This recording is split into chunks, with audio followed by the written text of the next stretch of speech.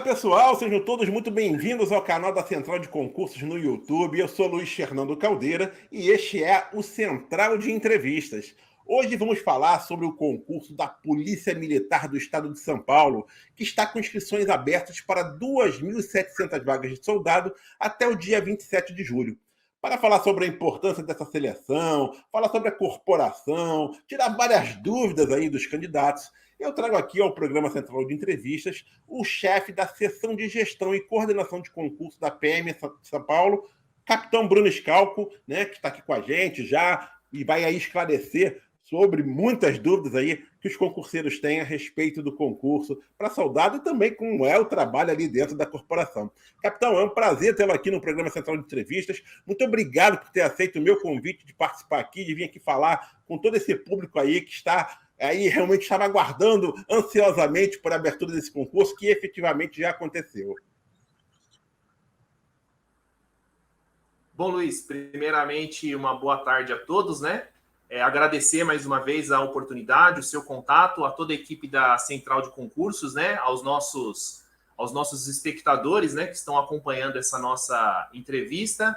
E é uma satisfação poder estar aí à disposição de todos e poder, de uma certa forma, esclarecer o maior número de questionamentos possíveis referente a esse nosso concurso de soldado que foi recentemente publicado, né? O seu edital. Estamos aí, estamos à disposição. Vamos começar. Com certeza. Tenho certeza que o senhor vai aí engrandecer muito, aí vai tirar muitas dúvidas dos candidatos. Mas antes da gente efetivamente pegar aí aqueles pontos principais do edital, do concurso, destrinchar, eu queria, capitão, que o senhor falasse um pouquinho sobre a importância, né, desse concurso para soldado da PM, cuja oferta inicial é de 2.700 vagas de soldado.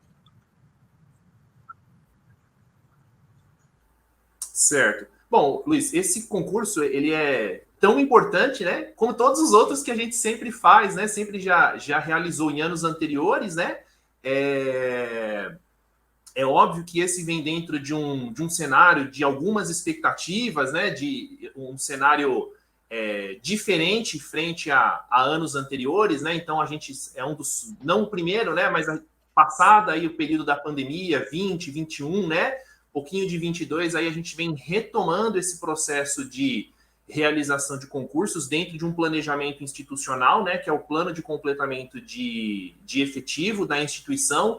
Nós nunca deixamos de cumprir e observar essa premissa institucional, mas é óbvio que esse edital de concurso de soldado, essa nova autorização, essa nova publicação de edital, ela guarda uma certa expectativa, porque ela está dentro de um outro cenário governamental, né? Provavelmente já é do conhecimento de muitos dos candidatos que pretendem participar a questão da alteração salarial, da melhoria aí da remuneração para início de carreira, né? E isso, de uma certa forma, para o candidato, cria uma certa expectativa, né? Para realização, participação, buscar informações, talvez aquela pessoa que nunca se interessou passe a se interessar.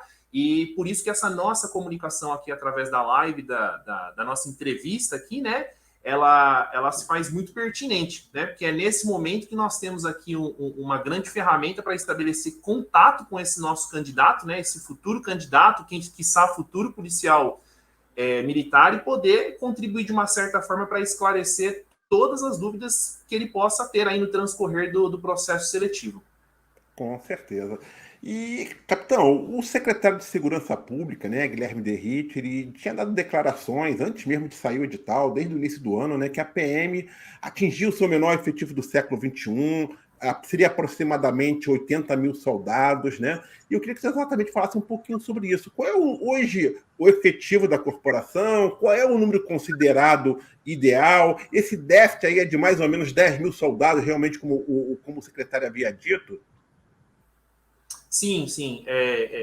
A notícia trazida pelo secretário, pelo nosso próprio governador do estado, que também, né, foi alvo aí até de apontamentos durante o pleito eleitoral no final do ano passado, realmente ela procede, né? Ela é fruto de um cenário bem complexo, né? Essa redução do efetivo, né, da instituição. Então aqui não adianta elencar um ou outro problema ou uma ou outra circunstância que não é ele por si só capaz de explicar, né? Então a gente tem aí questões da própria pandemia, a gente tem questões aí da própria construção em que foi planejada, em que foi estruturada aí o período de remuneratório, de ingresso dos policiais militares, isso também acaba contribuindo, é uma verdade, e por isso sim foi uma prioridade, né, do nosso secretário, e logo como uma das suas primeiras medidas, promover a valorização salarial, em especial com foco, né, no ingresso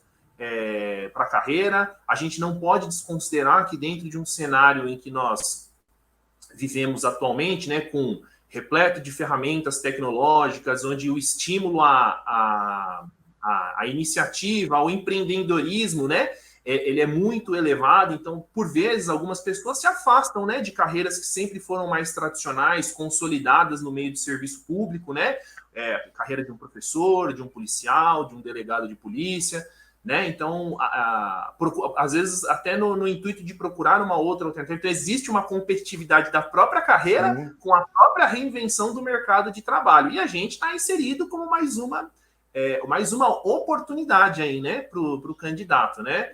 Quanto com relação ao número, né, o tamanho do efetivo, conforme as próprias informações públicas e já passadas, né, pelo próprio secretário de Segurança Pública em diversas entrevistas que ele mesmo concede, é fato, sim, que esse número reduziu. Ele atualmente deve girar em torno de aproximadamente uns 80 mil homens, talvez um pouquinho menos, um pouquinho mais. Digo isso, essa falta de precisão, porque esse é um número constante, esse é um número inconstante. Diariamente você tem inatividades, né, pessoas que saem da instituição, e hoje, por consequência, nós estamos tendo uma posse. Então, se você me pergunta esse número de manhã e à tarde, talvez ele tenha mudado, mas a gente sempre tem uma estimativa de algo em torno disso daí, de cerca de 80 mil homens, né?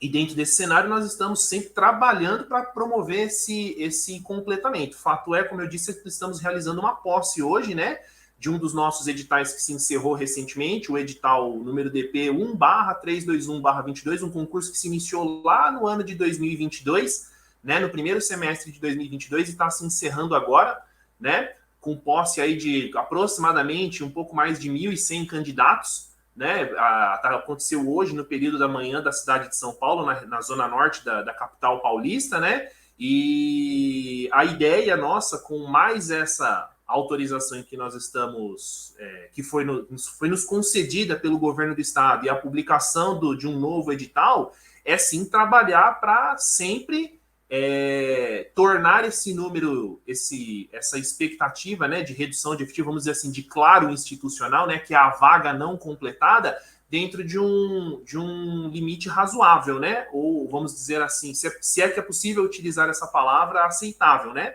talvez o termo mais correto, razoável, né, então assim, houve sim uma queda, mas como eu disse, ela é uma queda decorrente de inúmeras circunstâncias, né? O que compete a nós aqui pela divisão de seleção e alistamento é trabalhar arduamente, como nós vemos fazendo aí nos últimos anos, para, de fato, aumentar, explorar essa atratividade para a carreira, né? Em especial o ingresso como soldado, fortalecendo essa entrada na polícia e revigorando os números, né? Aumentando esse efetivo dentro de um prazo de seleção, formação, para que o policial, num futuro muito próximo aí, em cerca de um ano e meio, 2 anos, ele possa estar pronto e à disposição do cidadão paulista, né, para prestar o serviço de segurança pública. Muito bom. E é bom lembrar aqui, né, o capitão Schalco, que o governador Tarcísio de Freitas, na verdade, ele autorizou 5.400 vagas, né? Esse que saiu agora é o primeiro edital, né, com 2.700 vagas, e o segundo edital deve sair no segundo semestre, também com 2.700 vagas, não é isso? O senhor imagina que esse segundo edital está sendo o quê? Mais ou menos em outubro, novembro? Geralmente é por aí que a PM costuma lançar, não é isso? Isso, nós temos um planejamento institucional, né, que prevê a partir da autorização, da publicação da autorização em diário oficial, é que tudo se desencadeia, né, todo o processo de planejamento, construção, elaboração do concurso e a própria divulgação, né, o anúncio para o candidato interessado. Em meados de, eu não vou me precisar a data exata agora, mas, salvo engano, no mês de abril desse ano foi quando houve o anúncio governamental, né, em que o governador não foram só 5.400, foram 5.600, né, 5.400 vagas destinadas ao ingresso no posto de soldado PM de segunda classe, que é a nossa maior porta de entrada na instituição, né, é o principal ingresso, é o carro-chefe da instituição, e mais 200 vagas, né, para o cargo de aluno oficial PM, que compõem aí o futuro oficial da instituição, né? Após esse processo de formação. Então, essa autorização, ela englobou realmente um número bem alto de vagas autorizadas, né? Em relação ao CFO, que é o curso de formação de oficiais, esse período de inscrição se encerrou agora, recentemente, exatamente, na semana passada, dia 22 de junho, né? Tivemos aí um bom número de candidatos inscritos, procurando também aí o acesso à instituição, porém, por um outro quadro, uma outra carreira, né? Com outras exigências e também de quesitos técnicos a serem olhados ou serem observados na seleção, e, como você disse, as 5.400 vagas para soldado PM. Da primeira parte dessas 5.400 vagas, 2.700 estão já traduzidas nesse primeiro edital que nós publicamos recentemente, né, o qual o prazo de inscrição se encerra no dia 27 de julho. E como você muito bem observou e conhecedor já da nossa sistemática, né, acompanha bem aí as nossas publicações, sempre trazendo notícias positivas aí a respeito dos nossos concursos. Sim, o segundo edital está previsto, sim, para o segundo semestre desse ano, e muito provavelmente, aí, se tudo correr dentro do planejamento que a gente espera, até a primeira quinzena de outubro a gente já espera estar com esse edital publicado, né? Esse edital que vai se traduzir numa posse no final do ano de 2024. Então, o concurso tem que se iniciar com um ano de antecedência para que tudo isso ocorra dentro do trâmite legal, né? Cumprir todas as etapas, todos os requisitos de seleção. Mas a nossa perspectiva é que sim, o segundo edital seja publicado ali em meados de outubro. Eu diria talvez primeira quinzena. Esse é o meu planejamento primário, aí, tentar alcançar essa meta.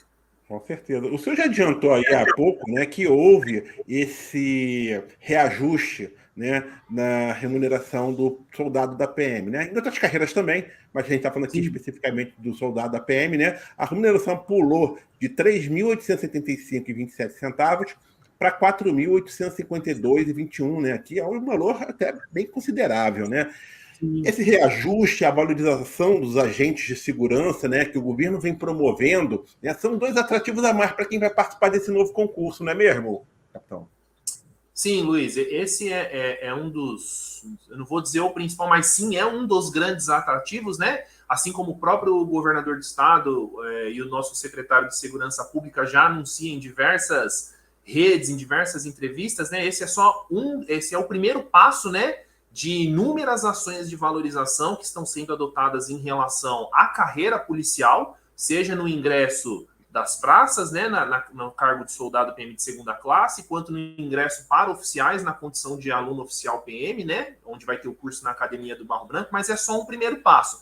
É óbvio que é um primeiro passo relevante, muito importante, né, para a gente que lida aqui diariamente, né, com os números, com análises, estudando outras carreiras, vendo o mercado, e entendendo que a maioria dos candidatos, né, não conhecem em si a atividade, a carreira policial, o salário acaba sendo um dos primeiros atrativos, né, um dos primeiros sinais de atenção que despertam a esse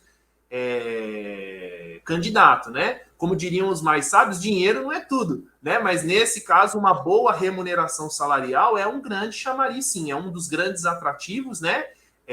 Nós estamos aí hoje, dia 29, nós estamos aí com 3 dias de início das inscrições e nós estamos aí com um número já bem considerável para nem menos de uma semana de inscrição. Então, a gente acredita, sim, que esse anúncio surtiu o efeito esperado, né? Ele vem de encontro para o candidato que busca essa carreira e que merece, né? Merece ser bem reconhecido, ser bem valorizado, ser bem remunerado, né? Então, apenas complementando aí, né, que esse salário que você pontua, ele é expresso no edital na condição de salário bruto, né? Que ele é representado pelo salário padrão, mais o regime especial de trabalho policial, mais a insalubridade. E esse montante tudo representa a quantia de aproximadamente R$ 4.800 que você anunciou, né? Acabou de verbalizar. E aí é óbvio, né? Depois do policial ingressando, tem outras ferramentas que, quando ele na atividade, complementam esse salário, né? A própria diária de alimentação, que é referente ao dia trabalhado. Qual é o valor dessa diária? A diária hoje, eu não vou saber te precisar exatamente o número, porque eu não tenho aqui essa informação. Não tenho.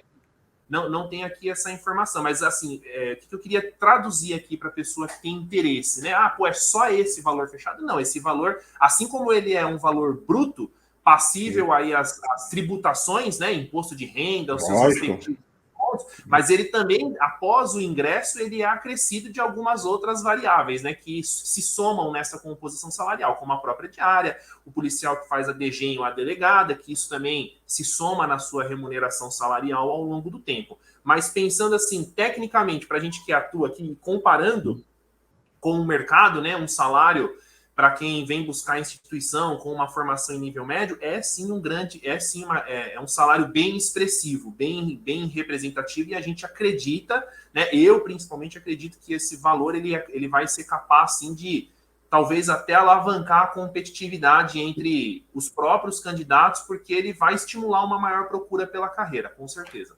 Tem mais algum benefício, tipo plano de saúde, alguma coisa que seja complementar, que seja interessante a gente destacar?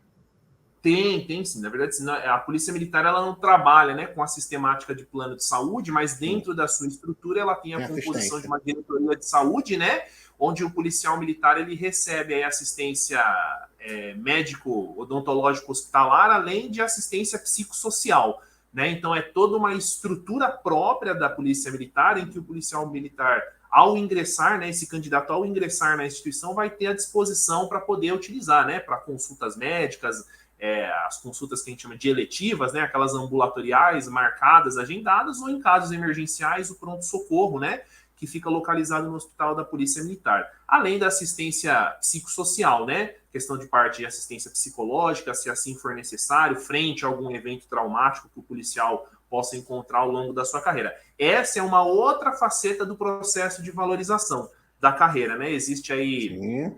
Deve provavelmente num futuro muito próximo aí devem ocorrer bons anúncios, né? É óbvio que isso não afeta diretamente o candidato, né? Agora, né? Se ele não entrar na carreira, mas é bom ele conhecer isso, sabendo que ao estar dentro da instituição ele também vai ser assistido por toda essa estrutura, né, que vai ser promovida a ele. E a instituição, através da sua Secretaria de Segurança Pública, do próprio governador de estado, estão empenhados em melhorar esse processo, porque ele envolve o contexto de valorização policial militar, né? Um bom policial militar pressupõe um bom policial militar, primeiramente cuidado na sua essência, né, internamente, com assistência hospitalar, assistência psicológica, né, a questão da remuneração salarial e assim dentro de inúmeros outros fatores que podem contribuir com essa perspectiva de melhoria da carreira, e para o candidato é óbvio, né? É mais um sinalzinho que acende lá para ele, que ele começa a observar, que ele olha, pô, legal, que bom que a carreira tem isso, eu tenho assistência, eu tenho um centro odontológico onde eu vou ser assistido, eu posso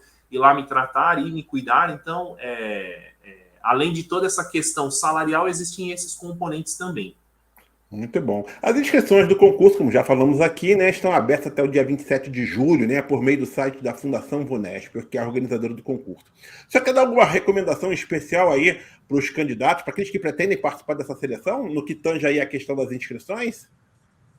Bom, com relação ao período de inscrições, né, se iniciou agora, dia 26 de junho, nessa semana, segunda-feira, né, e vai se encerrar no dia 27 de julho, aproximadamente um período aí um pouco mais do que 30 dias. O que é importante o candidato saber dentro desse processo, né?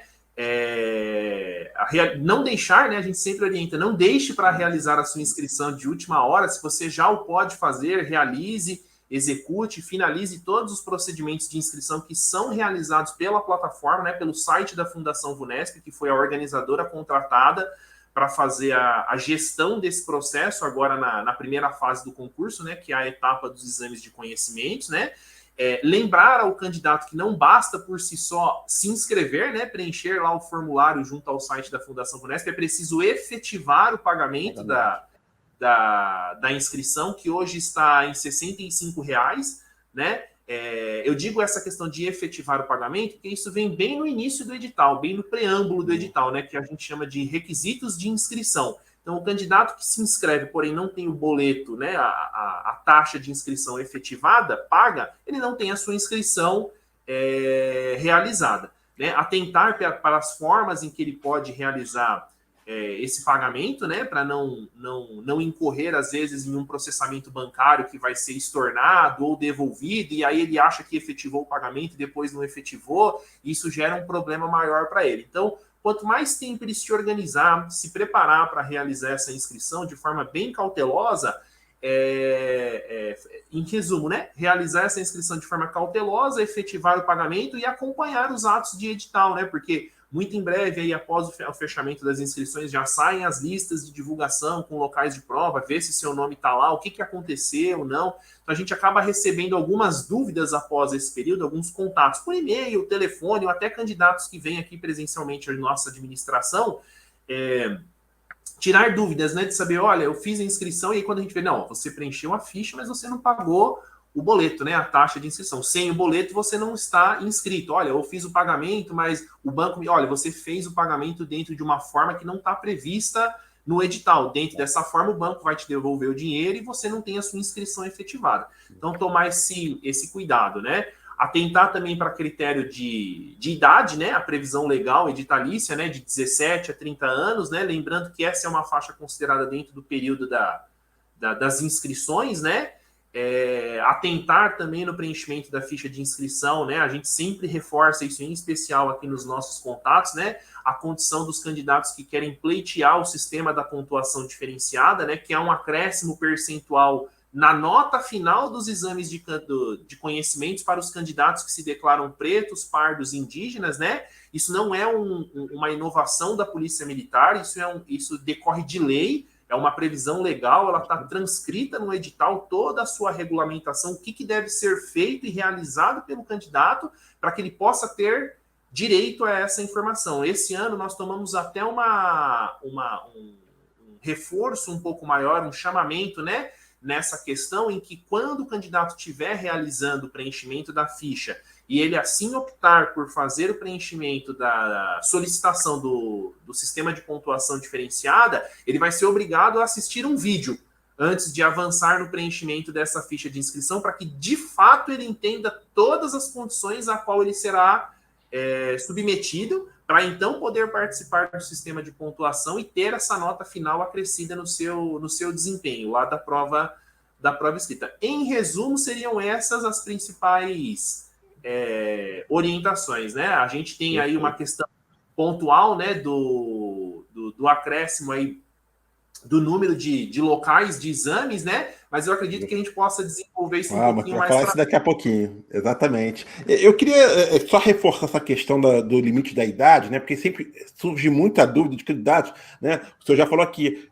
a pessoa tem que ter entre 17 e 30 anos até o término das inscrições, que é dia 27 de julho, não é isso? Por exemplo, aquele que faz 31 anos no dia 28 de julho, ele ainda pode participar, né? Porque ele tem 30 até o dia 27, correto? É isso mesmo, esse é o raciocínio. A lógica mais simples para o candidato entender se ele pode ou não participar do concurso é ele pegar o período de inscrição de 26 de junho a 27 de julho e fazer a pergunta para si próprio. Nesse período, em algum desses dias, que seja um dia, eu tenho 30 anos de idade? Se a resposta for sim, ele pode participar do concurso. Então, dentro desse raciocínio, o candidato que se inscreve no dia 27 de julho, no último dia com 30 anos, e no dia subsequente, no dia 28, ele faz 31, ele tem o seu direito de inscrição deferido. Por quê? Porque no período compreendido de inscrição, ele tinha 30 anos, representado aí, no caso, pelo período de um dia. Então, dos 30 e poucos dias, 32, 33 dias que foram disponibilizados para inscrição, ele tem pelo menos um desses dias com 30 anos de idade. Esse é o parâmetro que a gente utiliza para dizer se o candidato pode ou não pode participar. Lembrando que esse é um requisito que ele é avaliado na etapa de análise de documentos, né? Então, lá é uma das últimas etapas do concurso e lá é que se faz essa verificação. Então, o candidato não precisa esperar, mas eu vou fazer a prova, quando eu for fazer o TAF, eu já vou ter 31 anos, ou vai virar o ano, eu fiz ali no finalzinho, já no começo do outro eu tenho 32.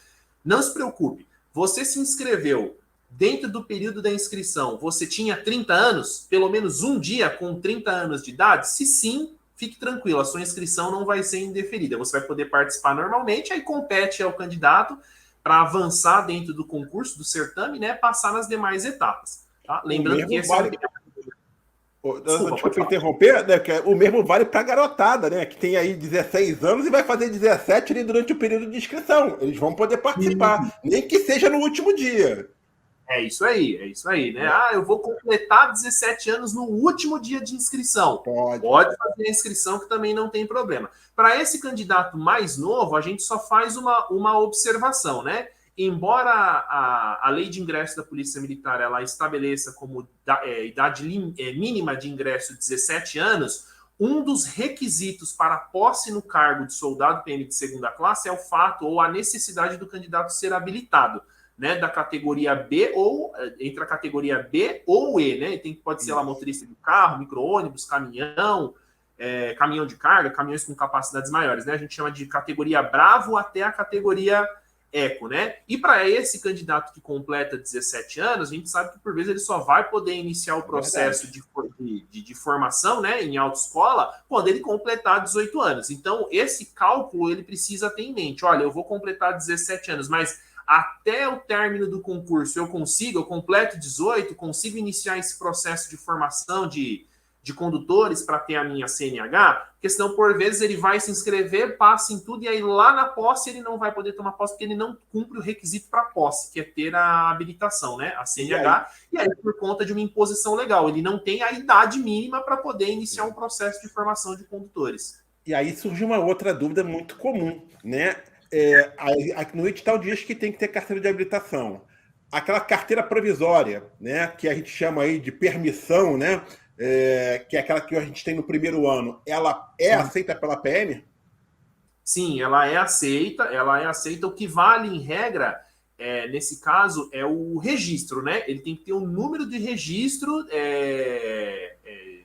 de condutor, que é o RENASH que a gente fala, né? É óbvio que ele não vai entregar esse número para a gente. Esse número ele vem transcrito no documento da CNH. Se você procurar lá o seu número de registro, ele representa isso, um registro na Base Nacional de condutores do país inteiro. Mas ele pode sim, com a permissão, que é aquela primeira habilitação, né, no prazo de 1 ano, ali 12 meses que ele tem para fazer aquela prova de fogo, ver se ele não vai tomar nenhuma multa, não vai se envolver em nenhum acidente, não vai ser pego em nenhuma fiscalização, alguma coisa, cometendo alguma coisa errada, isso por si só já permite com que ele possa participar do concurso. Então, ele não precisa se preocupar nesse sentido. A permissão, sim, ela é aceita.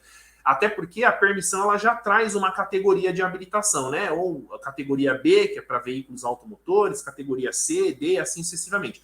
E a lei ela prevê que o condutor tem que ser habilitado em uma das categorias. Ela não diz expressamente que ele tem que ter a habilitação na sua condição definitiva. Então, partindo desse raciocínio, sim, a permissão ela é aceita. É uma possibilidade do candidato poder prestar e lá na etapa de análise de documentos ele entregar. Ah, mas eu comecei com a permissão e lá no final do concurso eu já tenho a CNH definitiva. Quando você chegar nessa etapa, você apresenta a CNH definitiva. Lembrar que sempre para essa questão documental dentro da realização do concurso, vale aquela mais recente, né? Ou aquela que tem a última validade de vigência, né? Aquela mais nova, aquela documentação produzida mais recentemente, para fins de atender os critérios de documentação que ele deve apresentar no concurso. Capitão Schalk, só não vale o candidato ter a prova dele prática marcada, mas ainda não ter realizado, né? Ele está lá fazendo autoescola, teve a prova dele marcada, está marcada, tem que entregar a documentação, não tem, aí nesse caso não tem jeito, né? Isso, o que acaba acontecendo muito, às vezes alguns candidatos se inscrevem dentro dessa condição, não tem a habilitação, e durante o transcorrer do concurso e a aprovação nas etapas, eles acabam realizando o processo de formação de condutores em paralelo. E aí, quando chega lá na etapa de análise de documentos, ele não tem ainda nem número do registro, nem nada, ele tem uma data da prova a qual ele vai fazer. Naquele momento ele vai ser impedido ou vai ser reprovado? Primariamente, numa análise primária, não. O que ele vai ser orientado é o seguinte: olha, você sendo aprovado, saindo na classificação final e estando no número previstos de candidatos a serem empossados, no caso para esse edital 2.700 candidatos, né? Então assim, ele estando entre os 2.700 primeiros candidatos classificados, na data da posse, vai ser obrigatório ele apresentar essa CNH, seja na condição definitiva ou na sua condição de permissão.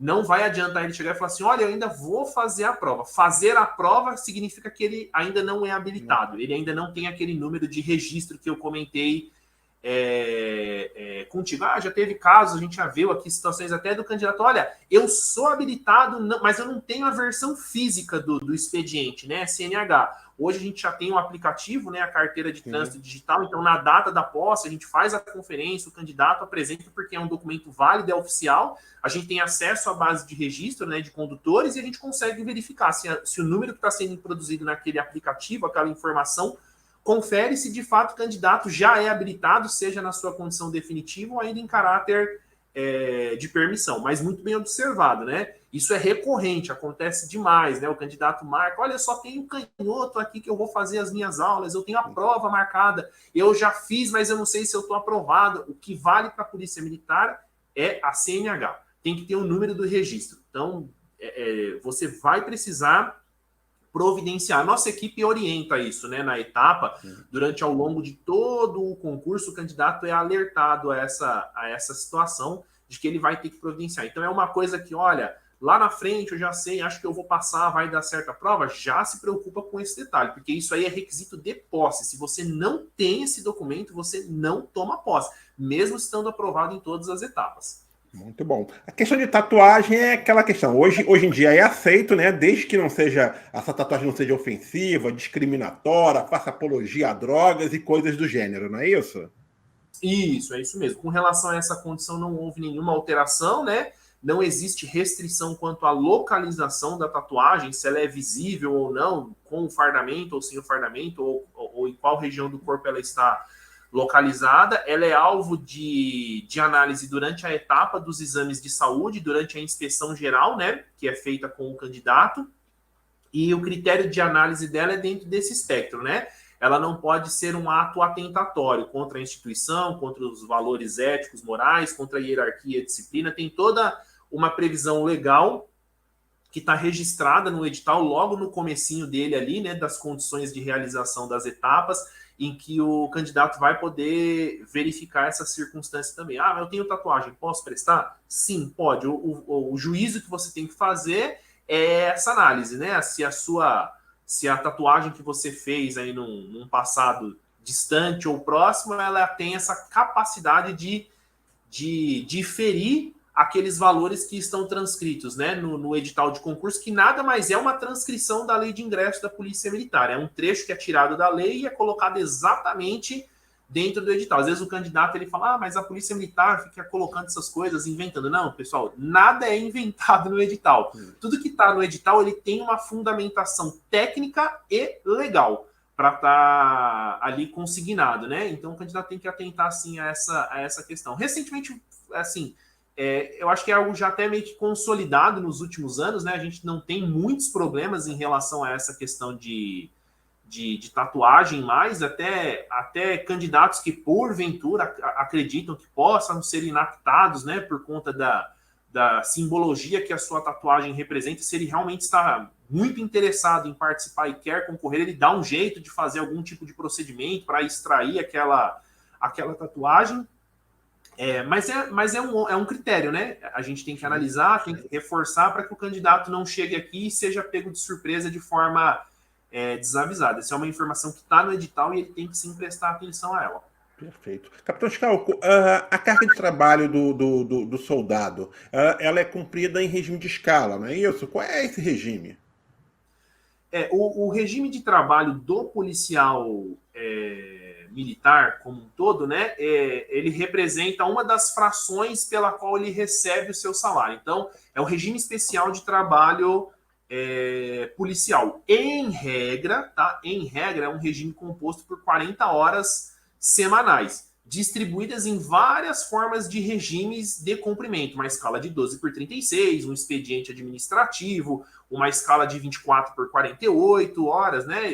Então, dependendo da atividade, da execução do serviço que ele realiza, ele vai estar sujeito a execução desse regime para atingir essa regra geral. 40 horas semanais. Contudo, como a própria legislação estadual prevê, ele está inserido num regime especial de trabalho policial. O fato de ser 40 horas semanais não significa que ele vai trabalhar só 40 horas semanais por semana. Por diversas vezes, esse policial pode ser acionado em turnos extras, em escalas noturnas, né? Por isso que o regime ele é nominado dessa forma, é um regime especial de trabalho policial. Então, ao aderir à carreira, o policial militar, o futuro candidato, né? O candidato futuro policial militar, ele adere a esse sistema, né? Então, ele vai sim pode sim ser acionado em turnos irregulares, né? De dia, de noite, com supressão de folgas, né? Porque está dentro do escopo legal, está dentro da faceta jurídica a qual ele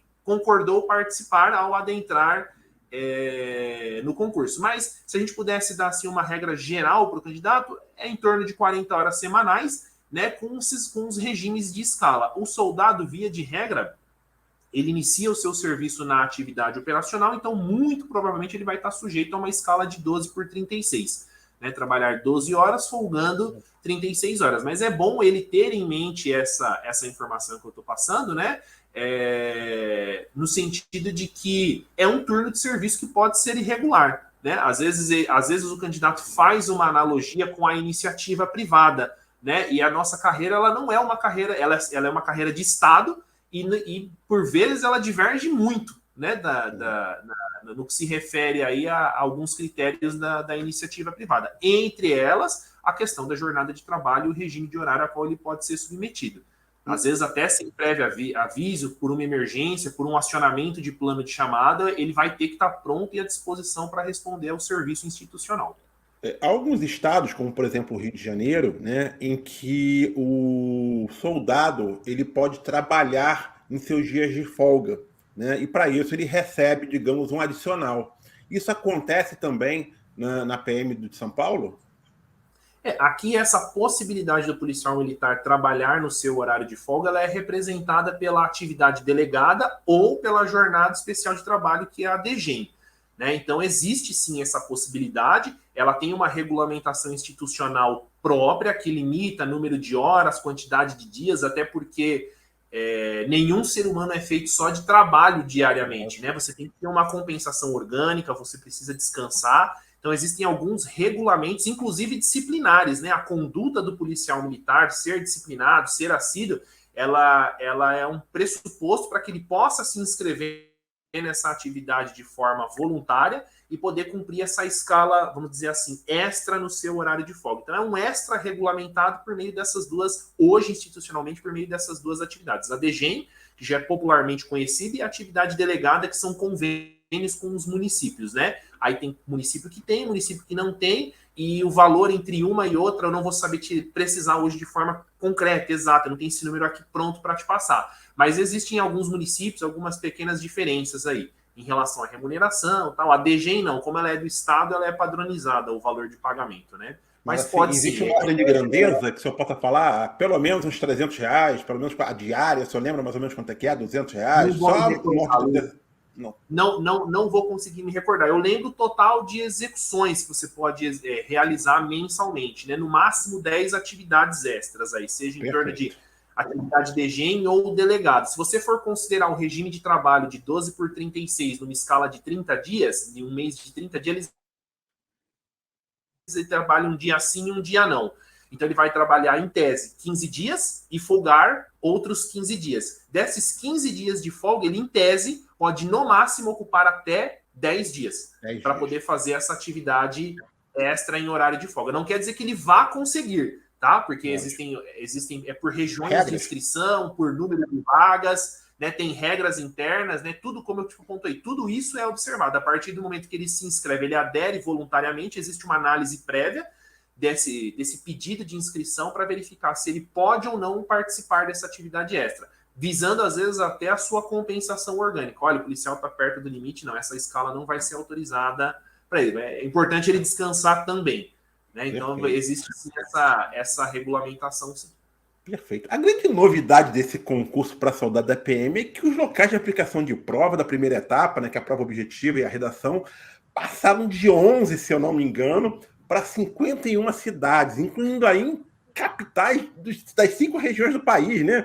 tem aí tudo quanto é quanto, tem Manaus, tem Recife, tem Rio de Janeiro, tem várias capitais, né? Qual é o objetivo de ampliar esse leque, né? E, inclusive, de realizar essas avaliações em outros estados do país? Por que a PM decidiu ampliar essa quantidade de locais de prova, né? E colocando em outras cidades, em outros estados também?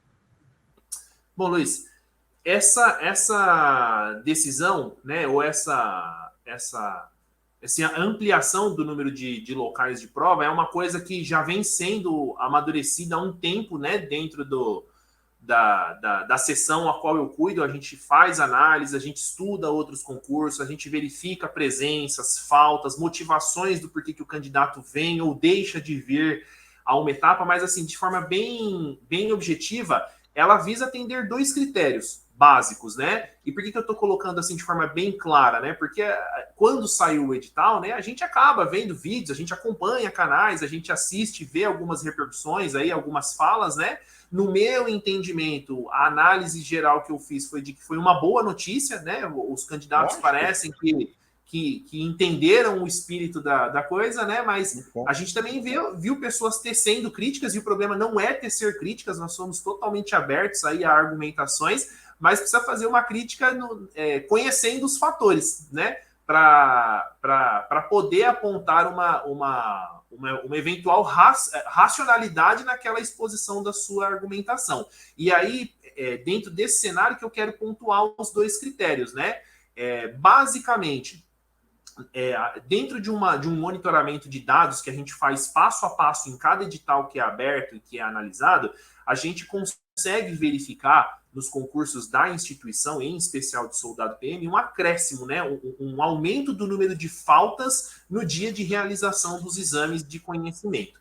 É óbvio que a Polícia Militar, quando ela faz um concurso, ela não faz um concurso pensando em reprovar o candidato ou pensando em dificultar a vida do candidato. A gente quer solucionar a vida do candidato, que, tornando a vida dele mais fácil, ele encontre um cenário mais favorável para que ele possa ser aprovado, né, desde que atenda os requisitos mínimos e possa entrar. Então, o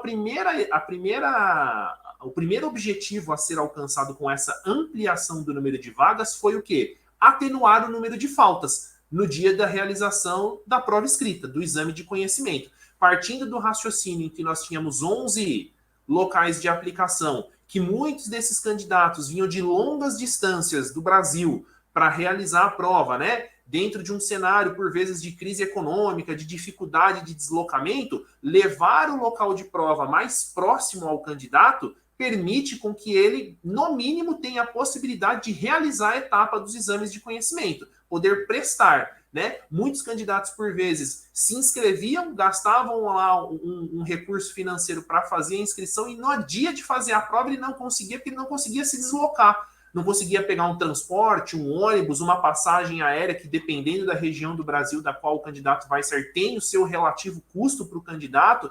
Então, por vezes, entre a dúvida de vir, saber se vai passar ou não vai passar, às vezes até está preparado para fazer a prova ou não tem o recurso financeiro para custear esse deslocamento, ele faltava, né? E verificando esse aumento do número de faltas, foi uma iniciativa que nós adotamos para tentar facilitar essa vida do candidato, né? Tornar o concurso menos custoso para ele, né? E aí, dentro desse cenário, ser menos custoso é o segundo objetivo, né? Então, reduzir as faltas e tornar o concurso menos oneroso para o candidato que o presta.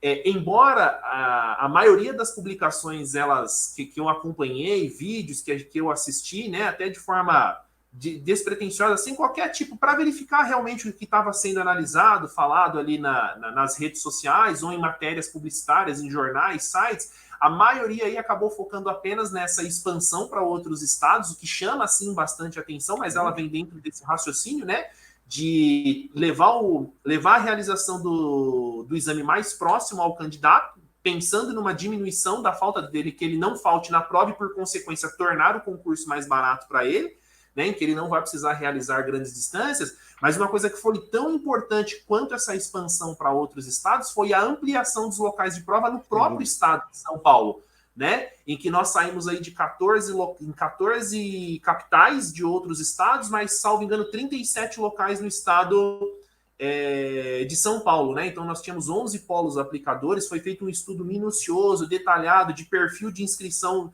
nos últimos 10 anos aí do concurso, qual que era o comportamento padrão do candidato, e nós optamos sim para levar. Porque embora nós estejamos falando do estado de São Paulo, né, o estado mais rico da nação, em que você tem aí talvez empiricamente aí uma possibilidade melhor de deslocamento, de acesso a transporte, também não é fácil para o candidato do estado de São Paulo sair do interior e por vezes se deslocar para uma região maior, né? Uma cidade de Bauru, São José do Rio Preto. Ele está dentro do estado, mas a cidade às vezes que ele está é tão pequenininha que não tem essa disponibilidade de recurso. Ele vai gastar aí às vezes 100, 150, R$ 200 para fazer o dia da prova, quando na verdade ele pagou 50, né, à época, né, hoje R$ 65 para fazer a inscrição. Então, ela veio dentro desse cenário. Reduzir o número de faltas no dia da prova, fazendo com que o candidato esteja mais próximo do local de realização. Então, tornar oportuna a presença do candidato e, por consequência, reduzindo custos.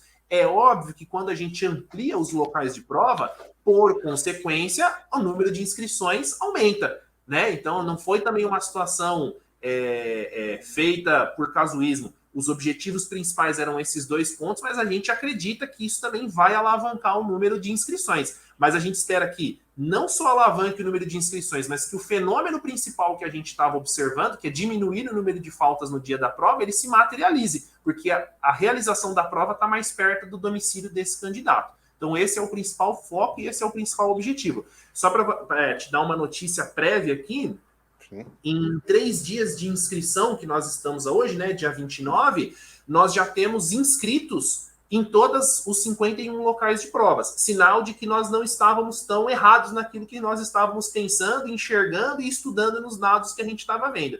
Então, tornar o concurso acessível ao candidato, sim, foi uma boa estratégia, uma boa decisão, e a gente espera que o candidato faça bom uso dela agora, né? Que ele de fato se prepare, que ele estude, que ele realize a prova e que ele tenha um bom desempenho e possa passar para a convocação às demais etapas do concurso. Perfeito. Eu acho que essa medida tem que parabenizar a PM por isso. Eu achei que foi fantástica essa ideia, né? Porque você está democratizando ainda mais as oportunidades. Eu acho que é isso mesmo, né? Eu acho que isso que é importante. O concurso público tem que ser o mais democrático possível. Eu acho que vocês, com essa medida, estão conseguindo alcançar isso. Mas só lembrando, capitão, isso só vale para a primeira etapa, não é isso? As demais etapas, o candidato vai ter que ir para São Paulo, correto? É isso mesmo, Luiz, muito bem observado. Isso é uma coisa que está bem destacada no texto do edital, né? Essa expansão dos locais de prova, essa possibilidade de fazer a prova mais próximo da sua residência, ela só se aplica para a primeira etapa do concurso, que é a etapa dos exames de conhecimento. Então, o candidato vai fazer, aqui no linguajar popular, vai poder fazer a prova escrita, né? A prova teórica, mais próximo da residência dele. Em tendo um bom desempenho, sendo aprovado e convocado para as demais etapas do concurso, assim como está previsto no edital, todas as demais etapas, da etapa do exame de aptidão física para exame de aptidão física, exame de saúde, exames psicológicos, todas as demais etapas serão realizadas na cidade de São Paulo. E aí sim, a gente espera que o candidato se preocupe com um eventual deslocamento para a capital paulista, né, já tendo garantido seu resultado no exame de conhecimento, estou aprovado, vale a pena, vou investir, vou correr atrás do meu sonho. Então, foi dentro desse raciocínio que toda essa estratégia foi planejada. Mas é sempre bom pontuar, a sua pergunta foi muito oportuna, né? Por vezes o candidato está lá em Recife, vai fazer a prova lá e acha que o TAF vai ser realizado lá. Não, se você passar e for convocado, a partir desse momento você precisa se preocupar em deslocar-se para a cidade de São Paulo. Uma outra medida que nós implementamos para facilitar isso, e já vem em os outros editais, é a divulgação do cronograma do concurso por completo. Né? Hoje, a gente, quando faz a convocação do candidato para essas próximas etapas do concurso público, né? O exame de aptidão física, exame de saúde, exame psicológico, a análise da conduta social, a análise de documentos, o candidato já tem à disposição dele, antes mesmo dele vir realizar o TAF, todos os dias em que será necessário a sua presença aqui para a realização dos testes, né, das avaliações. Então, o candidato pode se programar com longa antecedência, com deslocamento, verificando se vai ser necessário se hospedar na capital paulista, ficar na casa de um parente, se vai ser permitido ou possível dentro da sua realidade fazer deslocamentos de ida e volta até a sua cidade de origem. Então, isso acaba facilitando a organização do candidato. Mas é bom frisar, a prova no local onde ele está escolhendo agora é só o exame de conhecimento. Após essa etapa, todas as demais provas serão realizadas na cidade de São Paulo conforme um cronograma próprio que será divulgado no tempo específico e num tempo determinado para os candidatos convocados. Perfeito. Capitão, vamos falar só um pouquinho sobre o curso de formação, né? Esse curso de formação, o candidato já vai ser servidor público, não é isso? Já vai ter tomado posse, já conta como estágio probatório, não é isso? Esse curso de formação dura quanto tempo? Ele é feito de forma integral? As aulas são só durante a semana? Pode ocorrer também finais de semana? A remuneração é integral? Explica para a gente um pouquinho sobre o curso de formação, inclusive se ele vai ser feito somente também na capital. Tá. Bom, vamos lá. O curso de formação, ele é de responsabilidade da nossa Diretoria de Educação e Cultura, né? Mais praticamente gerenciado pela Escola Superior de Soldados, na zona oeste da capital paulista, especificamente na região de Pirituba, no bairro de Pirituba. Né? Esse curso de formação de soldados, né? Ele tem, em média, uma duração básica de 1 ano, aproximadamente, dividido em 2 ciclos, né? O que a gente chama de ciclo básico, que são os primeiros 6 meses, e o ciclo específico, que é quando o policial militar já é inserido, após uma preparação básica, ele já é inserido em rotinas de estágio e treinamento operacional em unidades destacadas da Polícia Militar. Então, ele tem que ter em mente que, ao passar no concurso e sendo classificado, convocado, né? Ele sim passa aí para, eu vou chamar assim, de gênero servidor público de natureza militar do Estado. Ele passa a ser um militar do Estado que é, por consequência, um servidor público estadual. A diferença é que ele ocupa uma categoria diferenciada. Digo isso por conta de previsão constitucional e outras decorrentes de lei. Mas ele sim, ele já é empossado no primeiro dia, naquele primeiro dia que ele toma posse. Por exemplo, hoje os candidatos desse edital que eu comentei no início da nossa conversa que estão tomando posse, a partir da data de hoje, eles já são policiais militares. Já incide sobre eles direitos e deveres policiais militares. Quando eu digo direitos, contagem de tempo de serviço, remuneração salarial, tudo isso é considerado a partir dessa data de ingresso. Dentro dessa perspectiva de que eles vão passar por um curso de formação, aproximadamente um período de 1 ano, dividido em 2 ciclos, né? Ciclo básico e o ciclo específico, e depois do ciclo específico eles são designados em unidades policiais militares, a qual eles vão terminar de cumprir o seu período de aperfeiçoamento, aí, que é o estágio probatório, né? Após 2 anos, então 1 ano do curso de formação, mais 2 anos, depois de formado, que vão somados aí, totalizam 3 anos, que representa o período de estágio probatório, ele reunindo todos os requisitos, as condições previstas em lei, ele é alçado, né, ele é promovido à condição de soldado PM de primeira classe, que é quando ele alcança aí, de fato, a estabilidade funcional, né? De fato, ele agora de direito, né? De fato e de direito, a gente aqui internamente, a gente brinca, né? Ele passa a ter o nome dele escrito à caneta na folha. Antes disso, o nome está escrito a giz. A qualquer momento pode ser apagado. Mas é uma brincadeira, mas que simboliza a questão da temporalidade, né? Do seu estágio probatório. Então, é importante que dentro desse prazo, desse período, que ele se empenhe para cumprir todas as metas, né? Previstas legalmente, para que ele possa alcançar essa estabilidade funcional e aí sim começar a galgar a carreira de forma mais consistente, de forma mais consolidada. E quando passa para a soldado de primeira classe, a remuneração passa para R$ 5.090,73 centavos. É quando ele passa aí a ter o seu primeiro aumento salarial, vamos dizer assim, né? Ele entra na essa previsão salarial de aproximadamente 4 mil e poucos reais, que foi o decorrente do aumento, né? Que foi concedido recentemente, da revalorização salarial, e quando ele é promovido à primeira classe, ele tem já um outro aumento aí que passa de R$ 5.000 a sua remuneração. Por isso é muito importante esse candidato que, quando toma posse, esse pessoal que está tomando posse hoje, eles de fato focarem aí nessa preparação policial, nesse período de completamento do estágio probatório com excelência, que é isso que garante a sua promoção à primeira classe no determinado período do tempo, né? Então, cumprir os requisitos após 3 anos, todos eles serão promovidos, e ao serem promovidos à primeira classe, a reboque vem o aumento, vem o novo padrão, né? O novo salário de soldado prêmio primeira classe, que é muito bem-vindo nesse. Com certeza. Só voltando aqui à questão do curso de formação, a gente acabou não abordando isso, ele acontece só de segunda a sexta, o horário é integral ou pode acontecer final de semana? Sobretudo aquela primeira fase, que é a fase mais básica.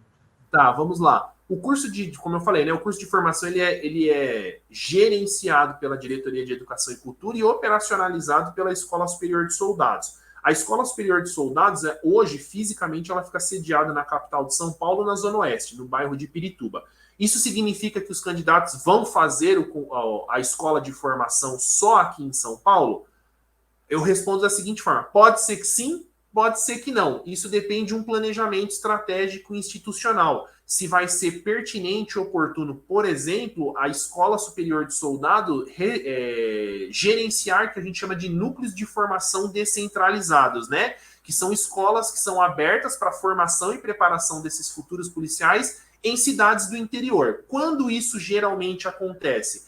Essa descentralização da formação ela acontece quando a capacidade de Pirituba é superada, né? Então você tem lá todas as vagas que poderiam ser ocupadas em Pirituba, na Escola Superior de Soldado, elas já estão completas, estão supridas, e aí a PM vai precisar se preocupar em abrir centros de formação descentralizados que também vão ser controlados pela escola, né? E aí abre escola, por exemplo, no policiamento de choque, aqui na região central da cidade de São Paulo, abre na região do interior, em Bauru. Hoje eu não tenho como te precisar quando e onde vai ser aberto, mas é uma possibilidade dependendo da quantidade de candidatos que são aprovados lá no final do concurso.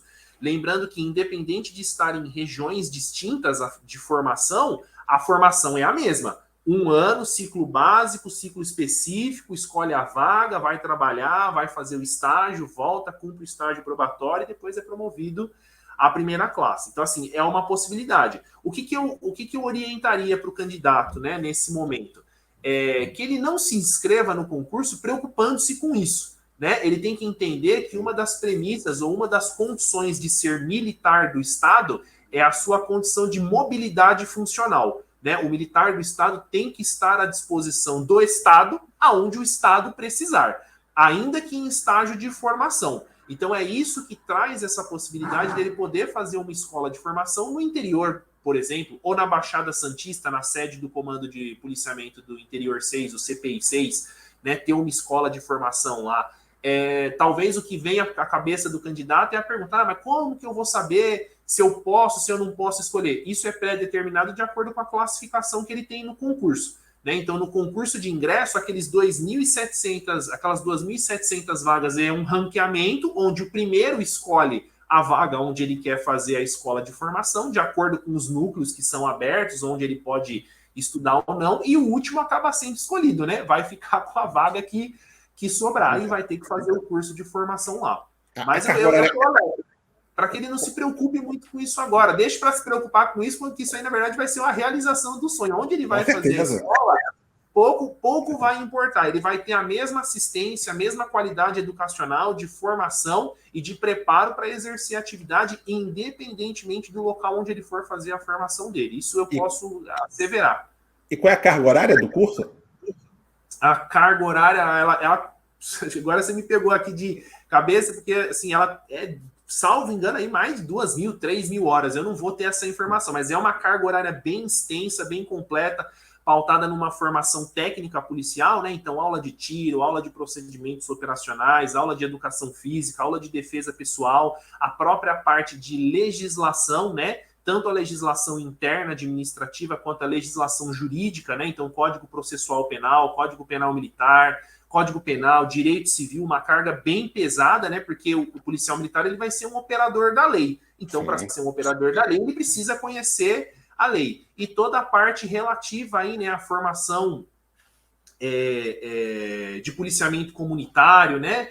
Os programas de policiamento, toda uma parte também que é focada nessa parte de legislação interna, institucional, mas que vincula muito essa proximidade do futuro policial com o cidadão, né? Então, uma carga exaustiva de direitos humanos, de polícia comunitária, para que, de fato, ele entenda a função social a qual ele vai passar a ocupar, que é ser um representante do Estado, né? Ele é o braço armado do Estado, e para ser o braço armado do Estado, ele precisa operar a lei de forma adequada, né? E aí esse curso de formação vem nesse sentido, ter toda essa carga horária complementar. Via de regra, via de regra, não posso te dizer categoricamente, porque isso demanda muito do que o aluno vai fazer, de como está distribuída a sua carga horária, a sua formação.